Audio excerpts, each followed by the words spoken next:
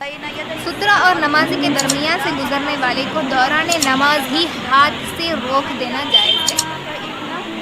یعنی اگر آپ نماز پڑھ رہے ہیں، یہاں پر آپ کا سترہ ہے، تو اس کے درمیان سے اگر کوئی گزر رہا، آپ کھڑے رہے، آپ کے سامنے اور سترے کے درمیان میں سے اگر کوئی گزر رہا تو آپ اسے ہاتھ سے روک دیں، جانے نہ دیں۔ یہ روکنے سے نماز باطل نہیں ہوتی۔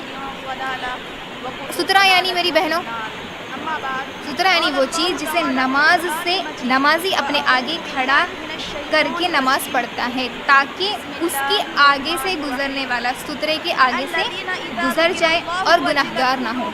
وہ درمیان سے گزرنا بے شک گناہ ہے، لیکن آپ اس کے اگلی طرف سے گزر سکتے، بیچ میں سے نہیں گزر سکتے۔ اس لیے رکھا جاتا ہے کہ اگر ہم کبھی ہمیں ایسی مقام پہ جگہ ملتی جہاں پر دیوار نہیں ہے، فار ایگزامپل بیچ میں آپ کو جگہ ملی، تو آپ سترہ رکھ لیں وہاں پر، اور سترے کی اس سائڈ سے اگلے سائڈ سے کوئی اگر جانا چاہے تو جا سکتے، اس سے نماز باطل نہیں ہوتی اور وہ بھی گنہگار نہیں ہوتے۔ لیکن اگر درمیان سے کوئی گزرنا چاہ رہے تو آپ انہیں روک لیں۔ وہ عمل کرنے سے آپ کی نماز باطل نہیں ہوتی، وہ عمل کرنا جائز ہے۔ اور وہ سترہ کیا ہو سکتا ہے؟ مسلم کی روایت میں وہ سترہ لاٹھی، لکڑی، دیوار، ستون، درخت وغیرہ کچھ بھی ہو سکتا ہے۔ اور امام کا سترہ سب مقتدیوں کے لیے کافی ہے۔ تو اگر ہم کسی ایسے جگہ پر نماز پڑھ رہے جہاں پر درمیان میں ہے، تھوڑی بہت چہل پہل ہے، گزرنا ہے، تو اس وقت ہم کیا کریں؟ سترہ رکھ لیں۔ سترہ رکھ کر ہم نماز پڑھ سکتے۔ وہ چیز کچھ بھی ہو سکتی، جیسے میں نے بیان کیا، لکڑی، لاٹھی، درخت، دیوار، ستون، پلر ہو سکتا ہے۔ اب سترے کی لمبائی کتنی ہونی چاہیے؟ مسلم کی روایت، سترے کی لمبائی 1 ہاتھ لمبی لکڑی یا کوئی اور چیز بن سکتی ہے۔ کتنی ہونی چاہیے اس کی لمبائی؟ 1 ہاتھ لمبی۔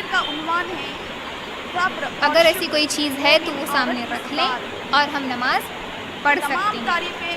بخاری کی روایت، صحابی فرماتے ہیں رسول صلی اللہ علیہ وسلم بطحا میں لوگوں کو نماز پڑھائی۔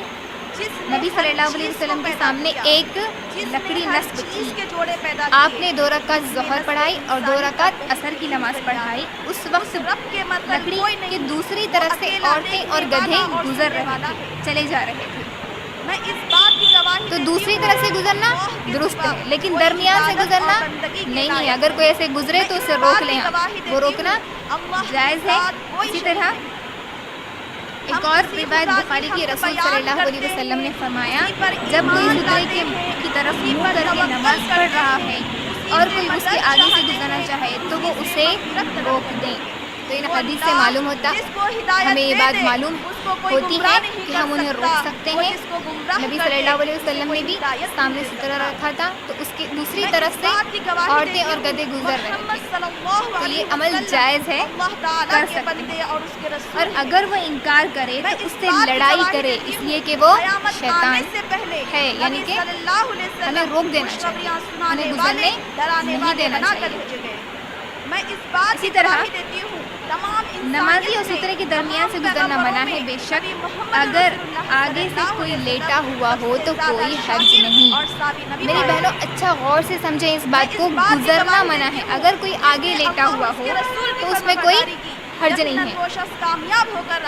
بخاری کی روایت، عائشہ رضی اللہ عنہ فرماتی ہیں میں رسول صلی اللہ علیہ وسلم کے آگے سوتی تھی، میرے پاؤں آپ کے سامنے ہوتے تھے، جب آپ سجدہ کرتے تو میں اپنے پاؤں سمیٹ لیتی اور جس وقت آپ کھڑے ہوتے تو اپنے پاؤں پھیلا دیتی۔ تو اس حدیث سے معلوم ہوا کہ گزرنا منع ہے، لیکن سامنے اگر کوئی لیٹا ہوا ہو تو وہ اس میں کوئی حرج نہیں ہے۔ تو امید ہے یہ اچھے سے سمجھ میں آ گیا۔